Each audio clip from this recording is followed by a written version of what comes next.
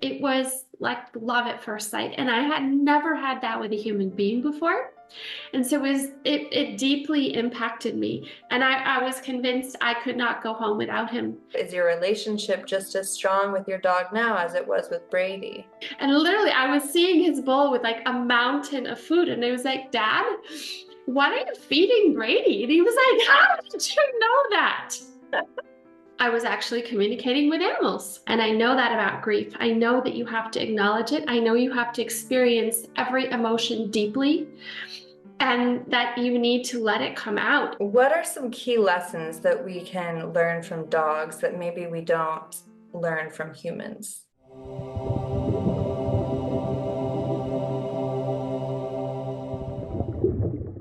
Michelle, what advice do you have for someone trying to reframe the loss of a pet in a more positive or healing way? I would offer to your listeners that loss itself is never loss as we think of that word. That everything that you shared with your animal companion is still there with you. All of that love, all of those experiences, all of the emotions that you shared together, it's still with you. So there may be a physical loss, but I think that the loss of that experience and the loss of that love is not a loss. I think that I would like to shift the word loss into a sense of gratitude of the incredible gifts that were shared between the human and the animal who were together. Okay, so gratitude for the time that you did have together. Yes. And to have known that love and to have experienced that, and the fact that you will always have the not only the memories but the experiences and then the lessons that we learn from our animals and the love that we receive from them, that it's so profound. So that in a sense is can never be lost. That unconditional love that they impart to us can never be lost. So I think that when grieving, it's very natural to go immediately to the notion of loss, which I think saddens us even further. And so to not dwell there, of course, acknowledge the loss, but to at the same time be able to acknowledge the great gifts that you shared and the love that is still within you. That will never go away. So that in itself is not a loss, in my opinion. You wrote a book called Soulmate Dog about your dog, Brady, and I don't believe Brady is with us any longer. Brady is no longer with us. He would be a very old, elderly German Shepherd were he still with us. But we did enjoy, in German Shepherd terms, and with everything that he endured, an incredible lifetime together. And I would say that I didn't endure. I endured his loss. I went through the grieving process in a very intense way. I am no stranger to grief. I have lost a lot of my beloved humans. And so I was always afraid of losing Brady. I loved him so deeply, Jessica, that I could not imagine the day that I would lose him. And I knew that it would someday come. The dogs are not eternal. But I could never be prepared. And in fact, not to share too much of the plot in Soulmate Dog, but I did have time to prepare for his death. And he had, if a dog has to die, I think that he had the most beautiful death. He died in my arms at his wishes. He orchestrated, he choreographed his own death. And it was with me. And he had body contact with me while he was dying. He insisted on that. His paws were around my neck, and first time in his life, he put his nose in my mouth. Oh. And he stayed like that, and his body shook, and he died in my arms at home. And for me, that was the most beautiful death. We were together. He had lived a long life. His body was failing him. I had to acknowledge that and accept it. And and furthermore, I wanted him to be at home and not in the hospital.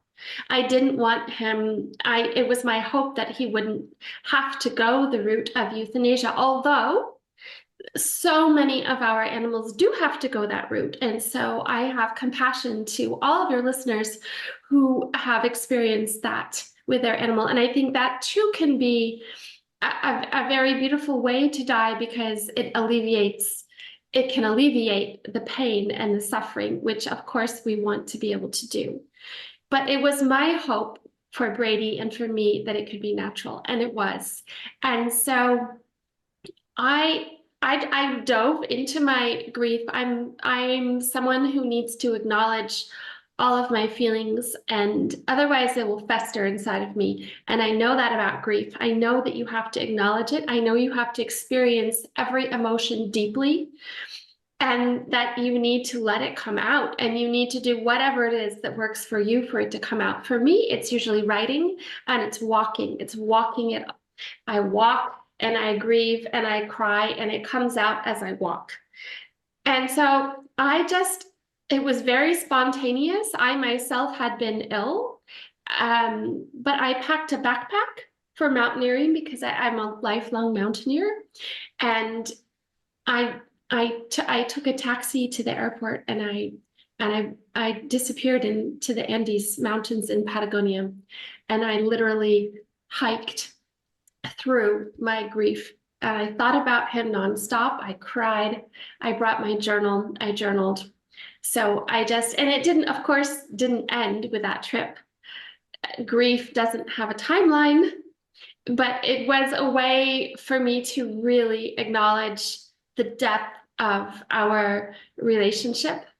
And it was very profound and necessary for me. So I think that we can all find the experience for each of us as individuals that helps our grief to be acknowledged and to come out and be expressed, so that it doesn't stay inside of us and fester and create even more problems. I think that when it comes out and you acknowledge the beautiful relationship that you've had, that this is the grieving process.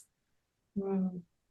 What a great practice and idea to do something like that. I mean, that's pretty extreme, and in my eyes. I don't know, maybe I didn't do anything when I lost the last pet that I had a strong attachment to, but doing something to honor their life like that and really be able to let go and reflect, that I feel like that was probably the best thing you could do in that moment. Yes, I think that it was too. And I realize that not everyone can take off and do that. I acknowledge that too. That's why I suggest that we each find our own modality, our own way through grief. But I think the most important part is to acknowledge it and to know how it can come out. But I was very grateful that I was able to, I had that block of time that I was able to have that experience, and it was instrumental. And in Soulmate Dog, I didn't want to leave the reader at the end of the book with Brady dying. It was crucial to me that I write the process of grief, because I think that almost every dog book I've ever read ends and the dog dies, and I'm left grieving the dog myself. And I wanted to walk the reader through this very messy, non-linear process of grieving, and offer something that was healing to the reader, offer something that was healing for me that I thought I could share. And so I wrote this coda, and it's raw writing, because grief is raw. And I'm I'm very pleased that it did stay part of the book, that the editors actually really liked it and felt that it was important. And and I do think that we need help with grieving, because there isn't a lot of literature about grieving the loss of animals. And I think and I think that we also have challenges grieving the loss of other humans. And so I really wanted to share my experience to be of help to the reader. Hmm. Yeah, as I was mentioning before we started recording, is about a year ago is when the last pet that I had a really strong bond with passed away. And I went to YouTube and I searched and I could not find anything to comfort me, to kind of help me in that grieving process. And I really just spent a lot of time with my parents, because they also felt the same way I did about the dog. It was a family dog. And for the first time, I don't, in years, I haven't eaten pizza in probably 6 or 7 years. And I was just laying in my mom's bed with her and I'm crying and I'm like, I want pizza. I never have said those words in years. I don't eat dairy or gluten. And it was just, wow. It was just having that realization that I have that craving. It was an emotional feeling, obviously, an emotional tie to that food to comfort me, but I just wanted something to comfort me. So I, went to the internet and I couldn't really find any conversations or anyone else that was talking about this, about the pain that comes with losing that bond with your pet. That is, I like to hear grief stories. I think it's important to share your story. I think it almost helps for the emotions to come out. And so I have compassion for you that you lost your beloved animal. And then yes, we find the ways that comfort us, and hopefully they're healthy ways, and then from there we just continue to express. I think it's just very important to express it and to let it come out. Mhm. In your book, you explore the philosophical aspects of human-animal bonds. How can this deeper understanding help someone grieving the loss of a pet? I like that question, because I think that frequently humans who don't understand the strong bond that can be had between an animal and a human. I think that for the humans who don't understand, when you say, "Oh, I lost my dog," they say, "Oh, sorry," but it's not so important to them. And I think that it brings a deeper level of legitimacy and credibility to people who love their dogs so deeply and people who don't understand. Because my riff in the philosophy chapter was really, but Brady is not just a dog. Because there was someone in my life at the time who kept saying, but he's just a dog. And so that really propelled me and I'm trained as a philosopher. And so, I've particularly worked on the animal-human relationship.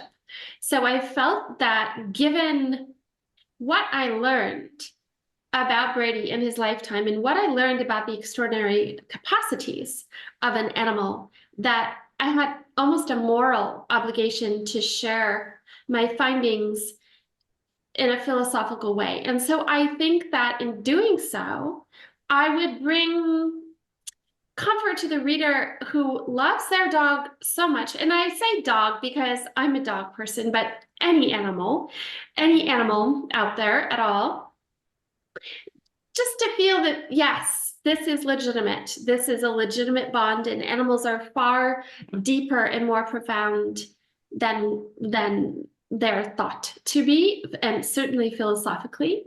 So it was that. It was really to provide a foundation of legitimacy for this, for what the animal really is. Can you expand on that? How the animals are deeper and more profound? Absolutely. And so traditionally in philosophy, if we go back to Descartes and his Cartesian Enlightenment thought, an animal is really thought to just be a mere machine. It doesn't have any faculties of reason, of speech. Really, it's just a puppet. And so from Descartes, there was really very little progression. There's variations of progression from Descartes into really the 20th century, although there was a very interesting utilitarian philosopher, Jeremy Bentham, who who who argued in a footnote of a very long work that the animal should be given far more weight because of the shared compassion, the shared vulnerability between the animal and the human. And really, no one really made inroads, as far as I'm concerned, after that, until we reached Jacques Derrida even in the late 20th century. And in a book that was actually a lecture, a very long lecture that he gave that was transformed into a book, The Animal that Therefore I Am. He made the argument that the animals had these far greater capacities than we thought for reason, even for speech, and even to acknowledge the skepticism that came before, but he really lands at a place where we still don't exactly know what the animal is, but that we need to give it more credibility and more weight. And in my experiences over Brady's lifetime, I stumbled across something that I otherwise would have been very skeptical about, and that was the notion of animal communication. And so when I started to work with an animal communicator, at first with great skepticism and then with a level of undeniability, I realized that actually animal communication, which is really like a telepathic communication, energetic communication between the animal and the human. I had such profound conversations with Brady through this animal communicator, and then I learned the technique on my own. I realized that, wow, animals are so much more than any philosopher ever realized. So then I felt even more urged to write this chapter just based on my findings and the fact that animals really do have the faculty of reason and the faculty of speech, and that's really undeniable. And the animal communicator with whom I worked, Debbie McGillivray, who's an expert and offers consultation, she has a website. It's Debbie, McGillivray. And she works very closely with animals, and the conversations that she has with their humans and them are really nothing short of profound, and they have been corroborated over and over and over again. People have sent to her for consultations. So that was a large motivating force for me to work on that aspect. That's amazing. What were some of the conversations or the things that Brady was able to communicate through this communicator? Something that I mention frequently, and I will mention again, is our very first conversation when he indicated that he was having pain in his lower back. And Debbie was able to identify that it was like in the lower lumbar, like L4 or something like that. And she said, you should probably contact an animal chiropractor. I'd never heard of an animal chiropractor, but that afternoon I got off the phone with her. I called the animal chiropractor. I went to see her, and I didn't say anything, of course, because I wanted to see what she would find. And almost right away, she scanned his spine and she said, oh, he has a disc out in the lower lumbar, L4. And I think it was L4. But it was the exact same place that Brady had identified for Debbie. And I was so floored. And we went on to have very profound conversations first about his medical history, because he did have significant health issues, and those conversations helped me navigate his health journey. So they were extraordinarily instrumental for me. Um, and there was even one that was so interesting that I do write about in the book, in which he indicated that he wanted to continue his treatments at the hospital, but he said, I can tell when the vet is lying to you about my health, because the vet's energy just drops, because you can't telepathically convey a lie, because the energy drops, the energy becomes too heavy. And so he said, it's very interesting. You can see when the humans are lying, because their energy just changes and becomes very heavy. So he said that he was worried about his own situation because he thought that the vet wasn't telling the truth. That's fascinating. Yes, it was fascinating to me too. And it makes sense to me that to telepathically transmit the message, the energy has to be pure and strong on a very abstract, esoteric basis. And that a lie is, since it is an untruth, it would become heavy, and that energy would become heavy, and therefore almost impossible to telepathically transmit a lie. So I learned so much from him, and he was a profound soul, and he had many offerings for me, just intuitions, observations about myself. Close to the end of his life, he said that I always walked with a smile and self-confidence, but frequently I doubted myself and my own capabilities. And he was like, you need to work on that. And I assure you, I am not schizophrenic. I do not hear voices in my head. It was so clearly his voice and his personality and his character. So we went to this very deep level with the animal communication. Wow, okay, I love this so much. So Brady communicated that through this third person, and they were able to tell you what Brady was getting across. Yes. Yes.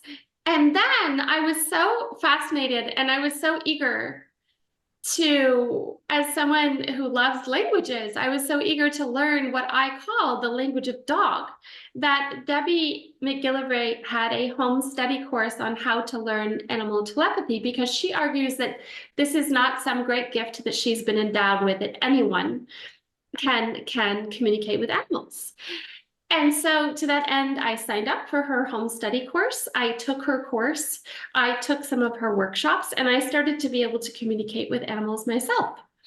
And I really doubted whether this would be possible, but I practiced on other animals and their humans, and then even on Brady, when he was with my father and stepmother when I was away, and I checked in and communicated with him, and then I checked in with my parents, and they were so astonished, and I was so astonished too, because he would show, like, he was showing like a mountain of food, like he was being given just too much food. And Brady was very athletic, so he was like a German Shepherd, kind of on the skinny side.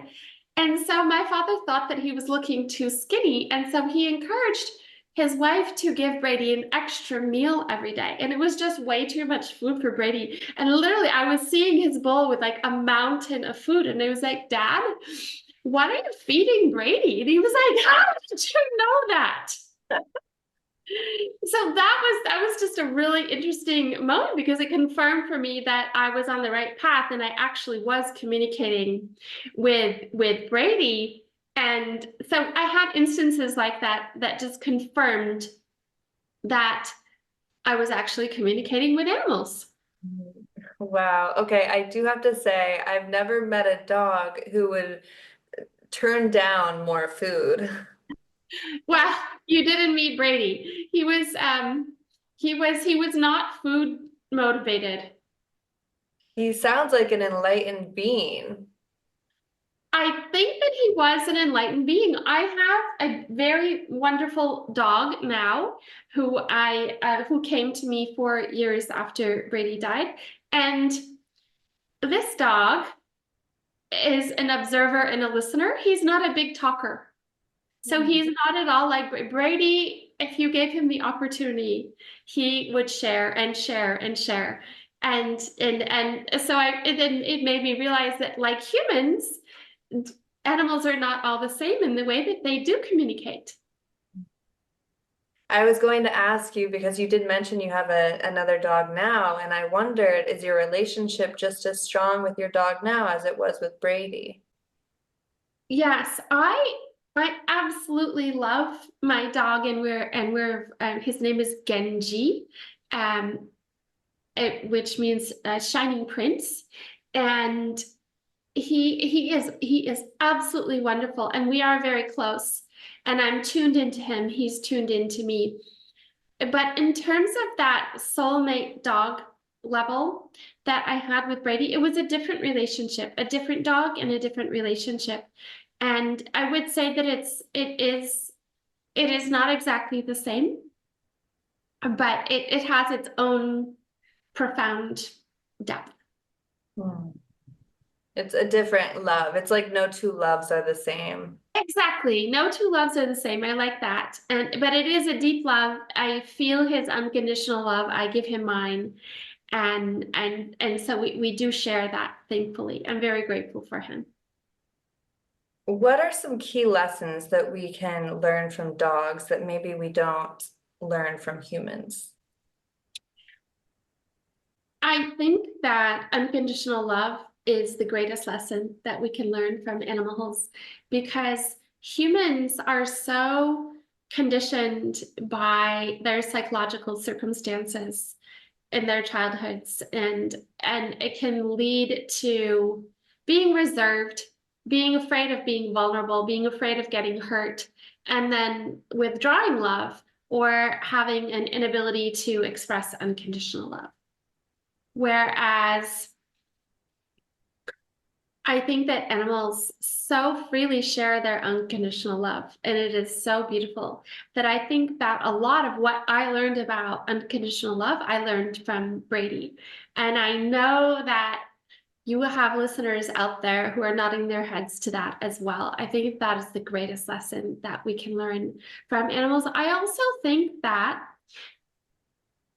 going along with everything I've said up until now, that if we take the time to observe them, be quiet and listen to them, and acknowledge that they're far more than they have historically been credited with, and to just have this honor and respect for it, for their identities, just because they don't have the exact same capacities that we do, and they can't drive cars and go to the vet and care for themselves in the way that we can. It in no way denies their profound natures and who they are.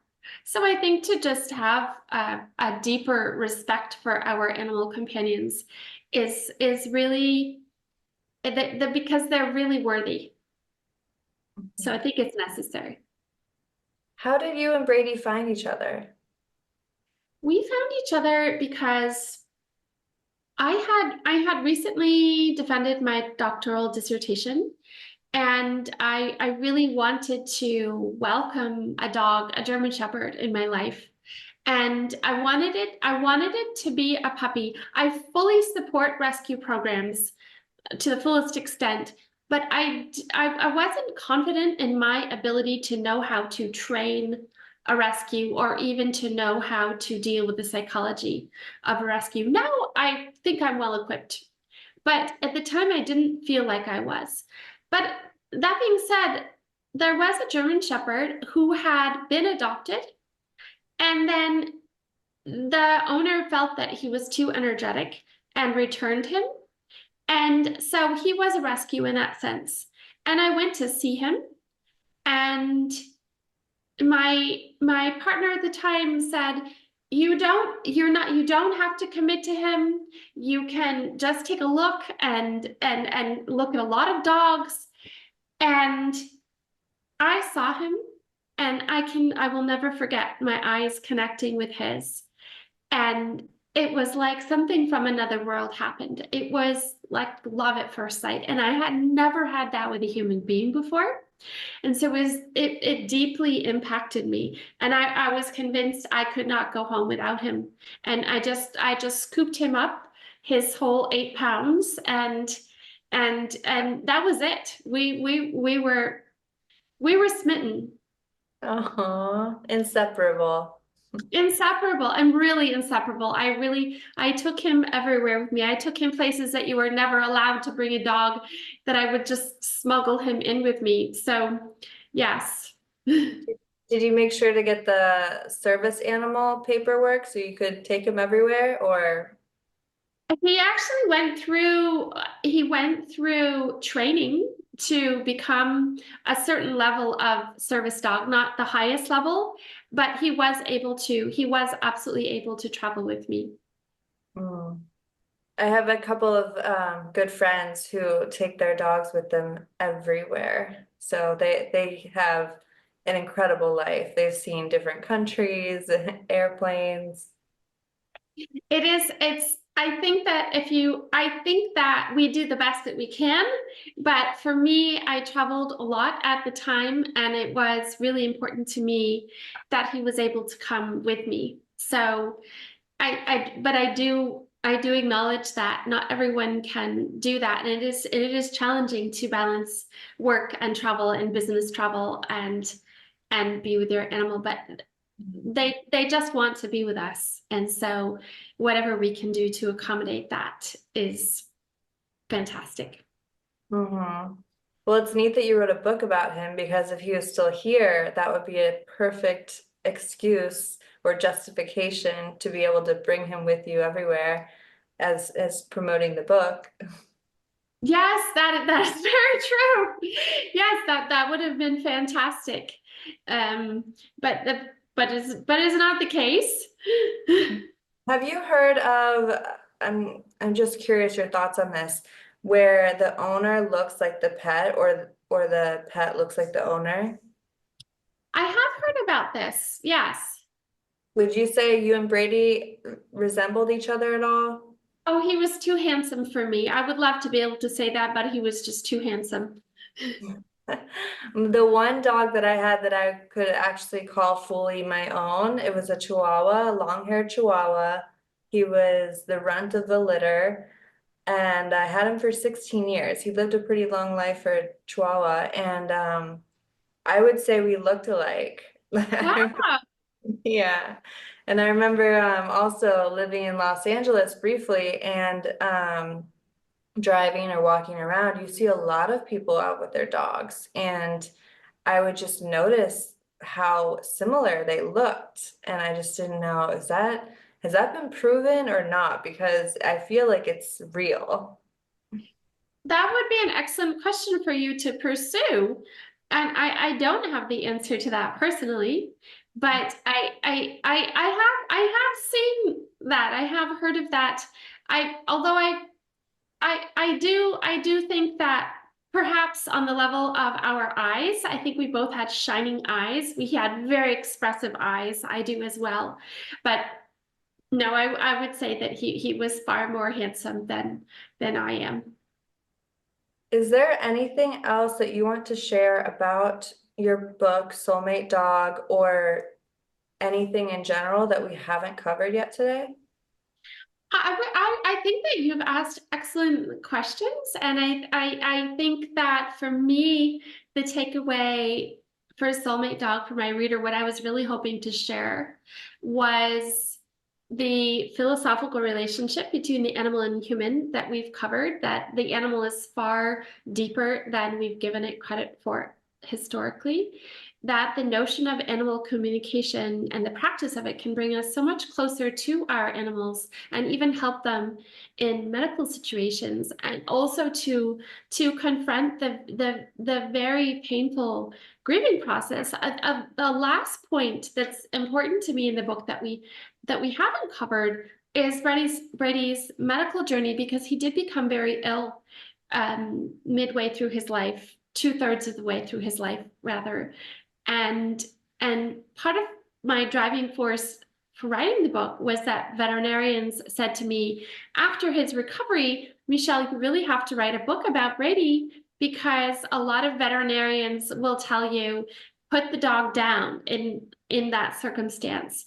And so I wanted to write the book also to share with readers that yes, please do get pet insurance, pet health insurance, because the expenses can be really astronomical, and pet health insurance can cover those costs, and then you can really have a chance to provide the medical treatment that your dog needs to recover from certain illnesses that were previously thought to be life-ending.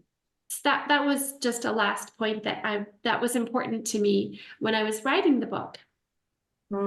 Very true, very true. Yes, those vet bills can add up quickly, and when something goes wrong with your animal, you're willing to pay anything really to save them. So, yeah. Yes. I do have two closing questions for you. Before I ask them, where could the listeners go to learn more or to find your book? Yes. So my book can be found on Amazon. It can be found on um, and it can be ordered from any bookstore, independent bookstore. It does need to be ordered. And it's also on Audible as an Audible book, narrated by the fabulous Allison Larkin. I do have a website, michellebslater.com. Slater, and I also have an Instagram and TikTok, Michelle B. Slater, where I do share more about the book and my other books. I have a book coming out in March that also features a dog as a protagonist. It's called The Lunatic, and there you are. Wonderful. That will be in the description, of course. And then I would like to ask you for your number one health tip. So whether that is mindset, diet, physical, emotional, just the one piece of advice that you would like everyone to know. A health tip for our animals. It could relate to everything we talked about, or it could be totally separate, whatever comes to mind. I I for myself have always believed that diet is the foundation as a preventative measure for all sorts of diseases, whether it's for humans or for animals. And everyone has a different approach to diet, but I think that feeding your animal the most high quality diet that you can afford or provide goes a long way in preventing things to come along the way. And of course, to be careful about incorporating human foods into an animal's diet that are not necessarily conducive to their health. So that would be my primary tip. I'm so happy you said that. Yes, I have a personal experience with that. Someone I knew got a puppy and they would share ice cream cones all the time, which led to the puppy getting kidney stones. I believe that was not proven, but I agree with you as far as diet, and it might be cute to see a little puppy licking an ice cream cone, but it's doing a lot of harm. Absolutely. I'm completely with you. And I don't like to influence anyone, persuade anyone, but Brady was on a raw food, a raw meat-based diet for most of his life until he was ill. And then the veterinarian recommended a home-cooked diet. So then we really went all out and cooked all of his meals for the rest of his life. And that was a combination of ground meat, yams that were like pureed yams, and then pureed vegetables like broccoli, kale, etc. So that was a very specific diet, but I do really recommend paying attention to giving your animal the best diet that you can provide. Absolutely. And then for the last question, you get to choose it by picking a number 1 through 100, and that will correlate to the question you get. 57. 57. What's the most memorable trip you've ever taken? So I actually recently took a trip to Ibiza, and it did not involve any animal companions, but I think that this might go down as the most epic trip that I can remember. Why? Because I was with someone who I really enjoy being with, and we had experiences that were at the same time aesthetically beautiful, but also based on profound conversations and connection in a beautiful surrounding with stimulating music. And all of that contributed to being a most memorable trip. That sounds lovely. Thank you for sharing, and thank you so much for having this conversation with me, Michelle. This is going to help so many people who are grieving the loss of their pets, and I am just honored to get to play a role in helping them move through those emotions with your story and with your book. So thank you again so much for coming on here. Thank you so much for having me, Jessica, and thank you for asking such important questions. I've really enjoyed speaking with you, and thank you for the work that you do.